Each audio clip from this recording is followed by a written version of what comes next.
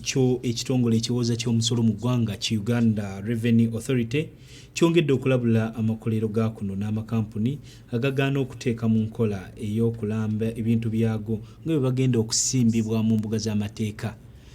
Amateeka gabalamule mu kino URA erwanyisa okulaba ng'emalawo ebintu ebicyopule ebikolebwa mu ggwanga ssaako n'ebiva ebweru w'eggwanga nabyo katubirabe.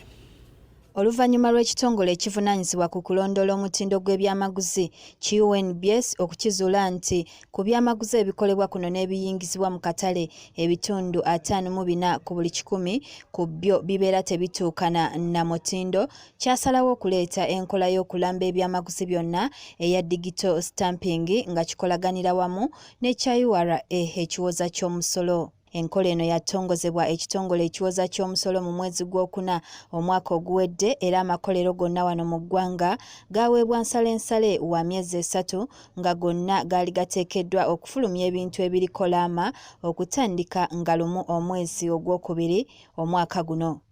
Okusinziira ku Commissioner Domestic Taxes Siraje Kanyesige, agamu ku makolero gasobodde okulamba ebintu byago mu kiseera eky'emyezi 3 ekyali kyateekebwawo, wabula ayongedde okulabula agatannakikola. We recommence to verify the local manufacturers and importers who are expected to start putting digital tracking stamp on their products. Waddenga amakolero gayongezeddwayo ekiseera ekirala okuva nga lumu omwezi ogwokubiri omwaka guno okutuusa mu mwezi ogwokuna omwaka guno, URA ekakasizza nti yakutandika okufuuza ebyamaguzi byonna ebitabeere na laama okutandikira mu maduuka, amabaala n'amakolero amalala gonna. I started enforcing on the distribution channels including shops and bars around April. So it's important that those bars and shops and whatever channel are clear. Ebbanga lino okwongezebwayo kyakolebwa kkooti amakolero gonna okusobola okweteekateeka obulungi. URA bw'etyo eyongedde okusaba amakolero gonna agatannettanira nkola eno okukikola nga tegannatwala bintu byago ku butale.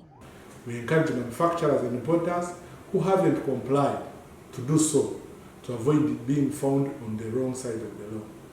Enkola ya digital stamping bwe yali etongozebwa, ebimu ku bintu ebyalangirirwa okutandikirwako okulamba mwe mwali sigala ebyokunywa omuli bbiya, amazzi n'ebirala. Kalonji Betty, Delta TV, Amasukkulumu.